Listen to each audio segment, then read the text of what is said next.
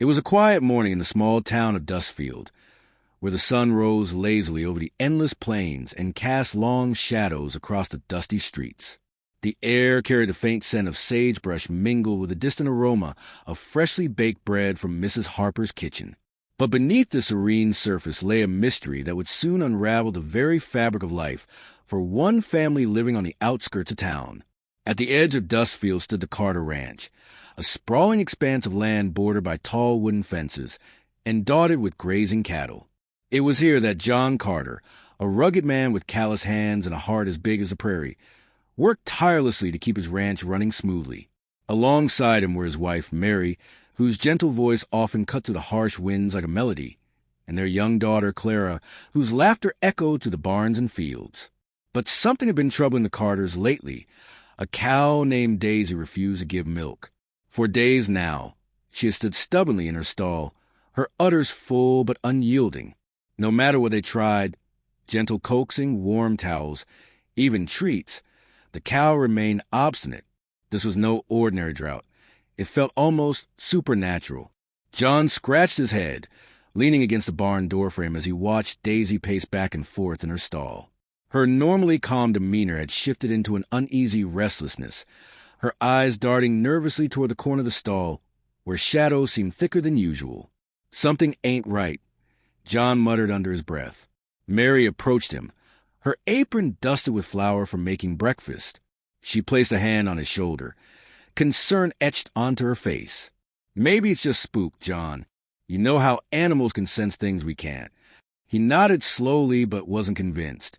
Little did they know, their troubles were only beginning.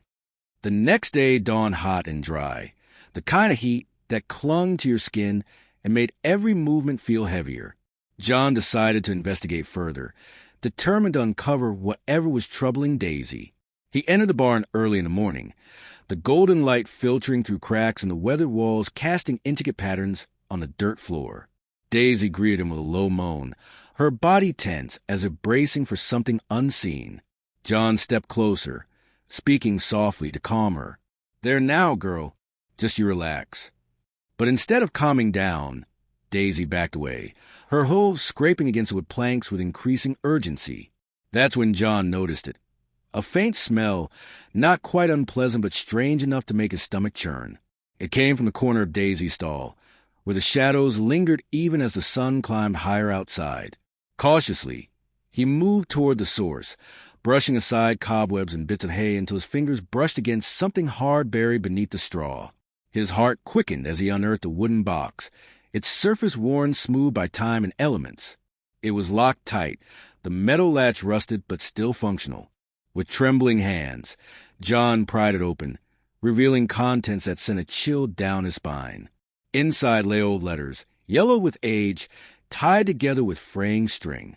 There were also trinkets, small charms, pieces of jewelry, and a miniature portrait of a woman who bore a striking resemblance to Mary. At the bottom of the box was a folded piece of parchment, its edges brittle with decay. John unfolded it carefully, his brow furrowing as he read the words scrawled in fading ink. "To whoever finds this, beware. The curse will not lift until justice is served." A curse? John stared at the note, disbelief warring with growing unease. He glanced at Daisy, who had stopped pacing and now watched him intently. Her ears perked forward. Whatever secrets the past held, they were tangled up in the present, and perhaps the future too. Word spread quickly around Dustfield about the mysterious discovery at the Carter Ranch. People gathered outside the general store, whispering among themselves while glancing furtively at the Carters whenever they passed by. Some dismissed the tale as mere superstition, scoffing at the idea of curses in a world ruled by logic and science. Others, however, believed wholeheartedly, citing tales of similar occurrences handed down through generations. Among those intrigued was Sheriff Thomas Grayson, a man known for his sharp mind and unyielding determination. He rode out to the Carter Ranch later that afternoon, his horse's hooves kicking up clouds of dust as he approached. Dismounting near the barn, he tipped his hat to Mary before addressing John directly. "What exactly do you think you've got there, Carter?" the sheriff asked, his tone measured yet curious. John hesitated, unsure how much to reveal. After all, The idea of a curse sounded ridiculous even to him. But then again, Daisy's behavior couldn't be explained any other way. Reluctantly, he showed the sheriff the contents of the box, explaining everything he'd found thus far. Sheriff Grayson examined the items carefully, his expression unreadable. When he reached the letter, he paused, rereading the ominous warning several times. "This ain't no ordinary find," he finally said, straightening up and tucking the note into his pocket. "We need to dig deeper." And so they did. Under the guidance of Sheriff Grayson, the Carters began piecing together the puzzle hidden within the box. The letters provided clues about a woman named Eleanor Whitmore, once a prominent figure in Dustfield during its early days. According to correspondence, Eleanor had owned a thriving business before disappearing without a trace nearly 50 years ago. Rumors suggested foul play, but no evidence had ever surfaced to confirm such suspicions. As they delved deeper, more questions arose. How had Eleanor's belongings ended up in Daisy's stall? And why now, after so many decades, had they resurfaced? The answers eluded them, each revelation leading only to new mysteries. One evening, as twilight painted the sky in hues of orange and purple, Clara wandered into the barn alone. She loved spending time among the animals, finding solace in their presence amidst the turmoil surrounding her family. As she stroked Daisy's flank, the cow suddenly nudged her gently, drawing her attention to the corner where the box had been discovered. Curious, Clara knelt down, noticing something she hadn't seen before, a small crack in the wall, partially concealed by loose boards. Using a stick, she pried the board apart, revealing a hollow space behind them. Inside lay another artifact, a journal bound in cracked leather, its pages brittle but intact. Clara called out to her parents, who rushed to her side upon hearing her excited cries. Together, they opened the journal, discovering entries written in Eleanor's hand. The final entry described a betrayal by someone close to her, a partner in her business who had stolen her fortune and left her destitute. In her despair, Eleanor had cursed the thief, vowing that neither he nor anyone connected to him would find peace until restitution was made. The truth hit them like a thunderclap. The thief's descendants lived in Dustfield today, unaware of their ancestors' crimes, or the lingering consequences. Could this explain Daisy's refusal to give milk? Was the cow merely a vessel for the curse, manifesting its effects in the most unexpected ways? With renewed purpose, the Carters sought out the descendant in question, a reclusive man named Henry Blackwood.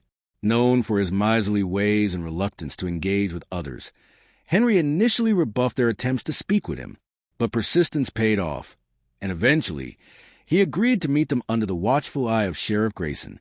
The confrontation took place in Henry's dimly lit parlor, where the scent of aged books filled the air. His face pale and lined with worry, Henry listened as John recounted the story of Eleanor Whitmore and the curse. At first, he denied knowing anything about it, but the weight of the evidence proved overwhelming. "I didn't know," Henry admitted finally, his voice barely above a whisper. "My grandfather never spoke of this. If I had known—" "But you didn't," John interrupted firmly. "And now, it falls to you to make amends." Amidst heated discussions and reluctant negotiations, a plan emerged. Henry agreed to donate a portion of his wealth to charity, ensuring that Eleanor's legacy would live on through acts of kindness rather than bitterness.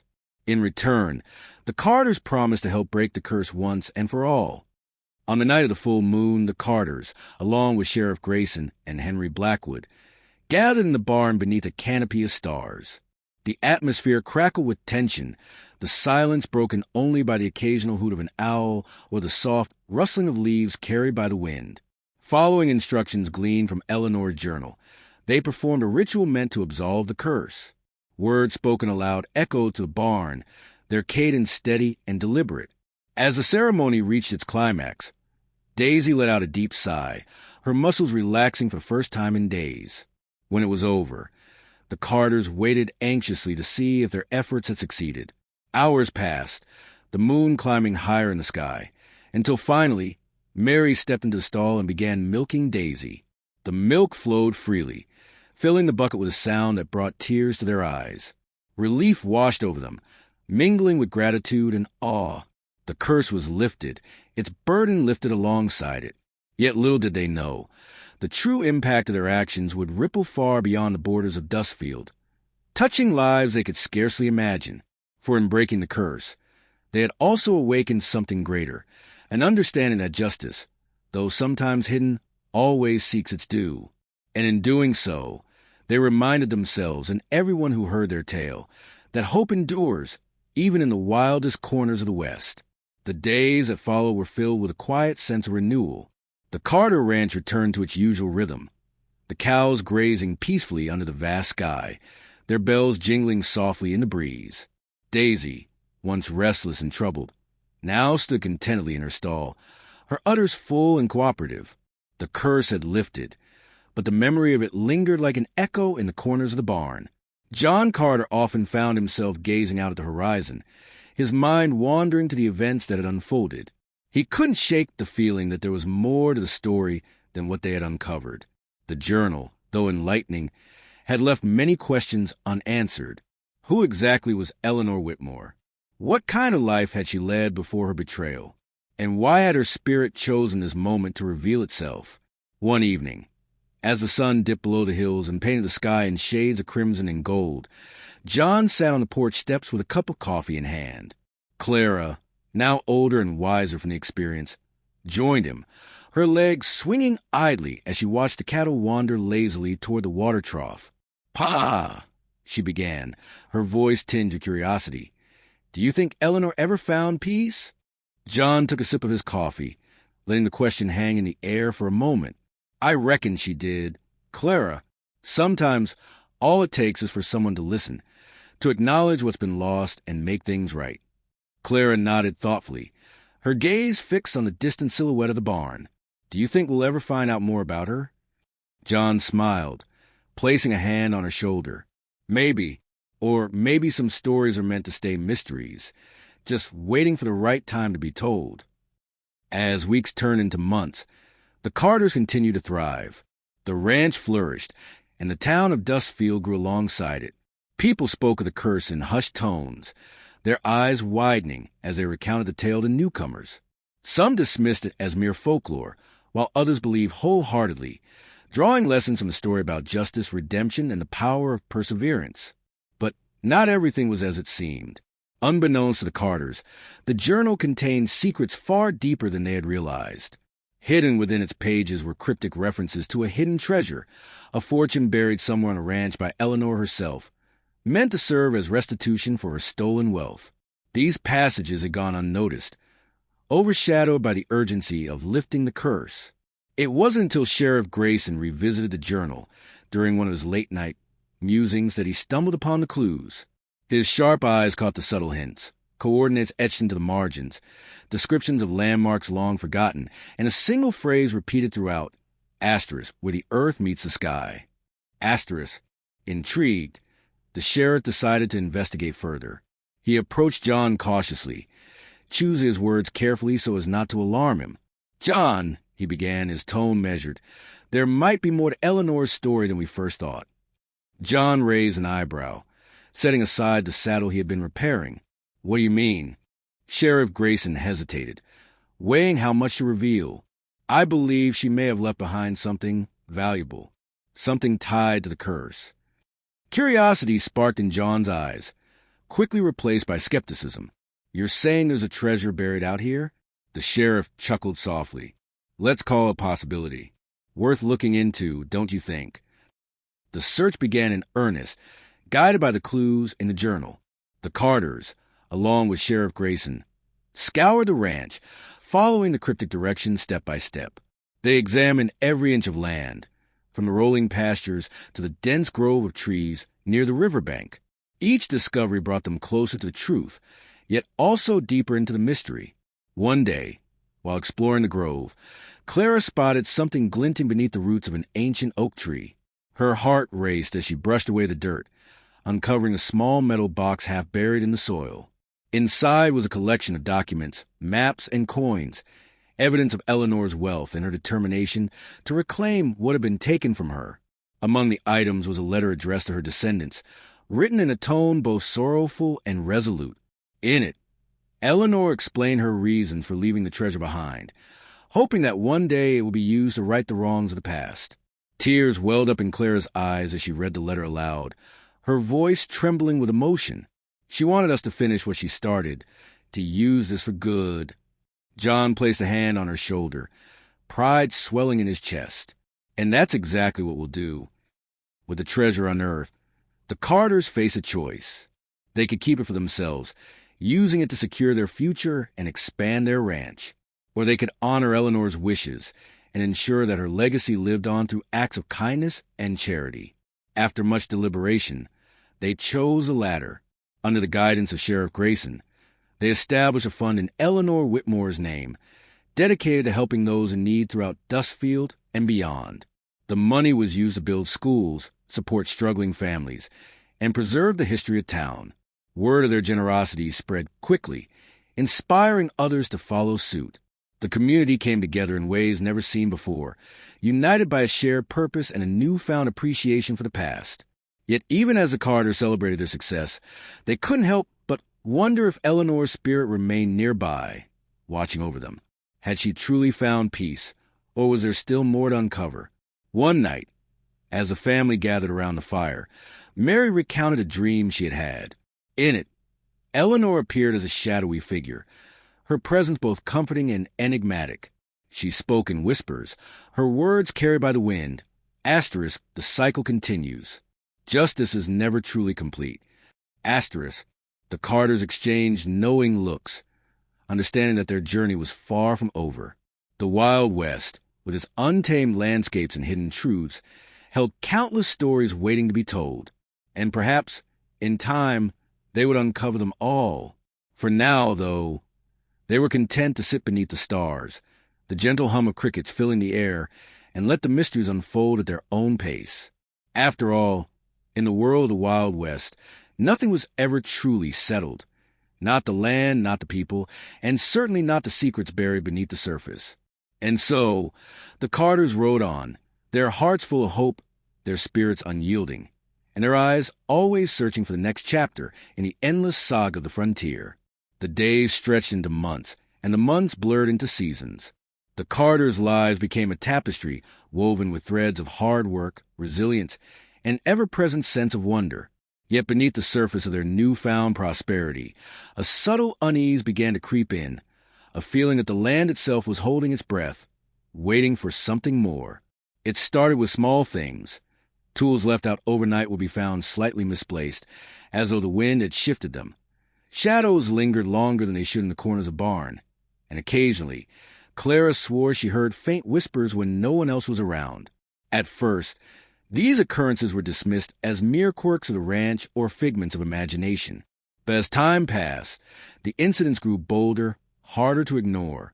One crisp autumn morning, John Carter was inspecting the fence line when he noticed something peculiar.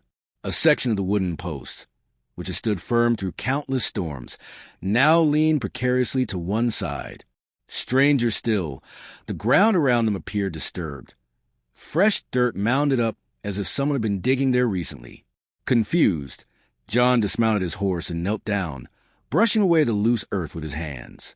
Beneath the surface, he uncovered another artifact. A rusted key, its intricate design unlike anything he'd seen before. "What in tarnation?" John muttered, turning the key over in his palm.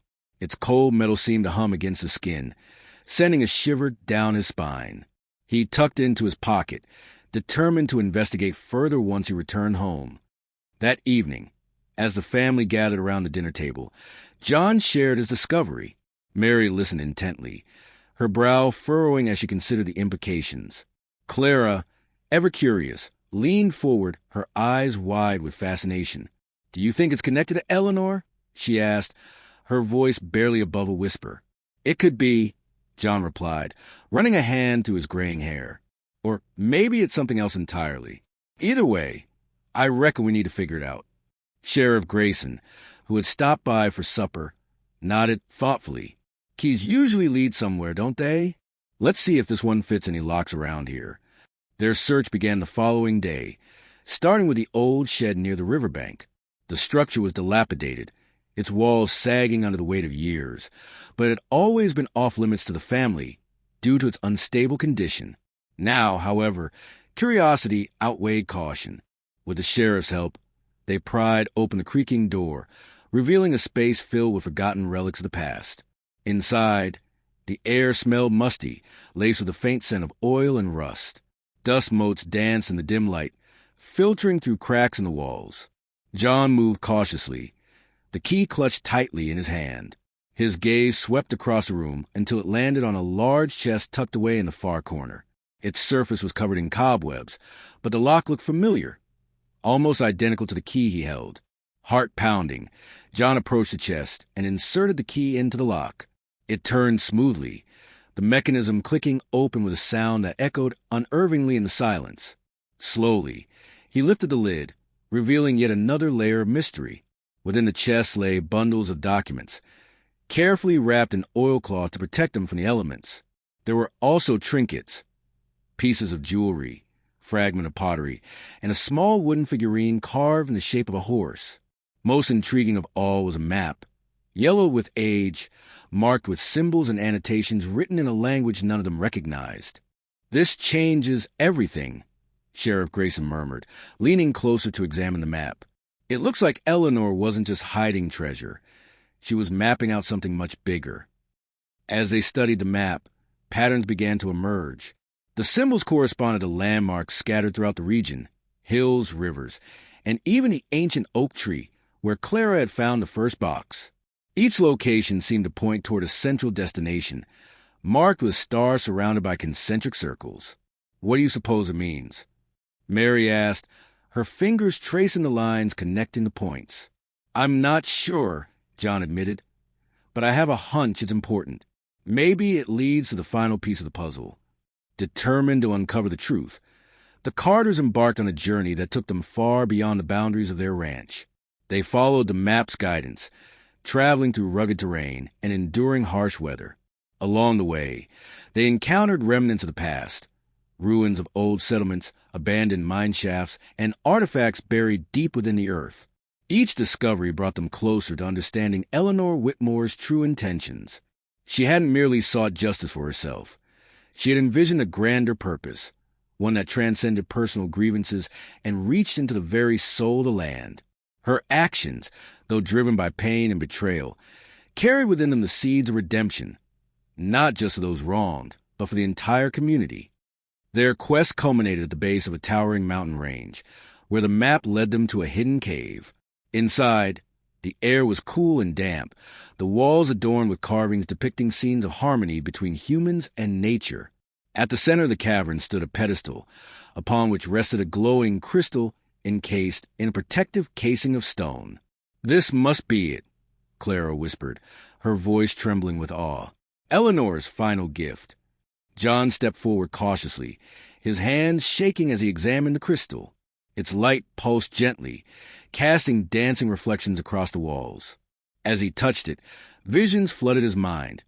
Images of Eleanor standing among her people, sharing knowledge and wisdom, of the betrayal that shattered her dreams, and finally, of her hope for reconciliation and renewal.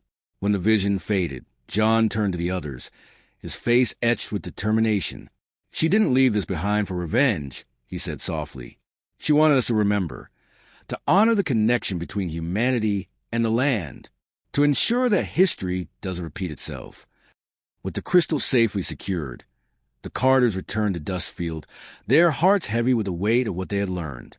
They shared their discoveries with the townsfolk, encouraging everyone to embrace the lessons of the past. Together, they established a tradition, an annual gathering where stories of courage, sacrifice, and unity were told beneath the stars. And so, the cycle continued. The land, once scarred by greed and division, began to heal. The spirits of those who had come before, Eleanor and countless others, found solace in knowing that their legacies lived on through the actions of the living. For the Carters, life returned to its familiar rhythms, but with a deeper appreciation for the mysteries that lay just beneath the surface. They knew now that the Wild West was not merely a place of struggle and survival. It was a realm of infinite possibility, where every action rippled outward, shaping destinies far beyond the horizon. And as the sun set over prairie, painting the sky in hues of fire and gold, the Carters stood together, their hearts full of gratitude, their spirits unyielding, ready to face whatever adventures awaited them next. The years passed like grains of sand slipping through the fingers of time, each one bringing new challenges and triumphs to the Carter family. The ranch thrived under their care, its fields lush with crops and its pastures teeming with livestock. Yet amidst the prosperity, a quiet restlessness began to stir within Clara. Now grown into a young woman with dreams as vast as the horizon, she often found herself gazing out at the endless plains, her mind wandering to places unseen and stories untold. Though she loved the ranch and the life she had built there, something deep within her yearned for adventure, something that would take her beyond the familiar confines of Dustfield. One evening, as the stars twinkled like scattered diamonds across the sky, Clara approached her father on the porch. "Pa," she began, her voice steady but tinged with uncertainty, "I think it's time I saw more of the world." John set aside his pipe, turning to face her fully. His eyes, though weary from years of hard work, held a glimmer of understanding. "You've always been curious, Clara," he said softly. "Your ma and I knew this day might come." Mary joined them then, placing a comforting hand on Clara's shoulder. "We raised you to be strong and independent," she added, her voice warm with pride. "If you feel called to explore, we'll support you every step of the way." Clara's heart swelled with gratitude, yet also with determination. She spent the following weeks preparing for her journey, gathering supplies and saying goodbye to friends in town. Her parents gifted her with a sturdy horse named Thunder, whose dark coat shimmered in the sunlight, and a small satchel containing the crystal they had discovered in the cave. "Take this with you," John instructed, his voice firm but gentle. "It holds the spirit of those who came before us. Let it guide you when the path seems unclear." With tears in her eyes but a smile on her lips, Clara mounted Thunder and rode out of Dustfield, the wind whipping through her hair as she faced the unknown. Her travels took her across the Wild West, from bustling towns filled with laughter and music to desolate wastelands where silence reigned supreme. Along the way, she encountered people whose stories intertwined with her own, shaping her journey in ways she could never have imagined. In a remote mining camp, she met an elderly prospector named Elias, whose weathered hands told tales of decades spent searching for gold. He spoke of a mysterious artifact hidden in the mountains, said to possess powers beyond comprehension. Intrigued, Clara decided to investigate further, her curiosity piqued by the possibility of uncovering another piece of the puzzle left behind by Eleanor Whitmore. Guided by Elias's cryptic clues, she ventured into the heart of mountains, navigating treacherous trails and enduring biting winds. At last, she reached a secluded valley where a crystal-clear lake mirrored the heavens above. Beneath its surface lay the artifact, a golden amulet adorned with intricate carvings that seemed to pulse with an inner light. As Clara retrieved the amulet, visions flooded her mind once again. This time, they revealed secrets about Eleanor's origins, how she had descended from a long line of guardians tasked with protecting the balance between humanity and nature. The betrayal that had destroyed her life was not merely personal. It was part of a larger conflict that threatened the very fabric of the land. Determined to restore that balance, Clara continued her quest, traveling farther than ever before. She crossed rivers swollen with spring melt, climbed cliffs that scraped the skies, and braved storms that tested her courage and resolve. Along the way, she forged alliances with others who shared her vision, a group of wanderers united by a common purpose. Among them was a young man named Samuel, whose sharp wit and unwavering loyalty quickly earned him a place among Clara's closest companions. Together, they uncovered hidden caches of knowledge, deciphering ancient texts and piecing together the fragments of history that had been lost to time.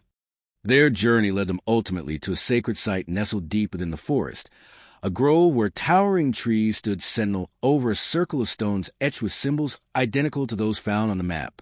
Here, Clara realized the true extent of Eleanor's legacy. She had not only sought justice, but had worked tirelessly to preserve the harmony between all living things.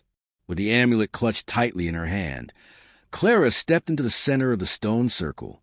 The air around her grew thick with energy, the ground trembling beneath her feet as the spirits of the past gathered to witness her actions. She raised the amulet skyward, channeling the power within it to awaken the dormant forces that had slumbered for generations. A blinding light erupted, bathing the grove in radiance as the balance was restored. Animals emerged from their hiding places, their cries harmonizing with the rustling leaves and rushing waters. The land itself seemed to breathe easier, its scars healing with each passing moment. When the light faded, Clara stood surrounded by her companions, her heart swelling with a sense of fulfillment. She had completed the mission her ancestors had begun so many years ago, ensuring that the lessons of the past would continue to guide future generations. Though her journey had taken her far from home, Clara knew she would always carry Dustfield within her, the values instilled by her parents, the strength drawn from the land, and the bonds formed with those who had walked beside her. As she prepared to return to the ranch, she promised herself that she would share what she had learned, inspiring others to embrace the mysteries of the world and the potential for change. And so, the story of Clara Carter became legend, whispered around campfires, and etched into the annals of history. For in the Wild West, where the skies stretched endlessly and the possibilities were infinite, the cycle of discovery and renewal never truly ended. Each generation carried forward the torch, illuminating the path for those who would follow. As the sun dipped below the horizon, painting the prairie in hues of amber and rose, Clara rode thunderback toward Dustfield, her spirit unyielding, her heart full of hope, ready to begin the next chapter of her remarkable tale.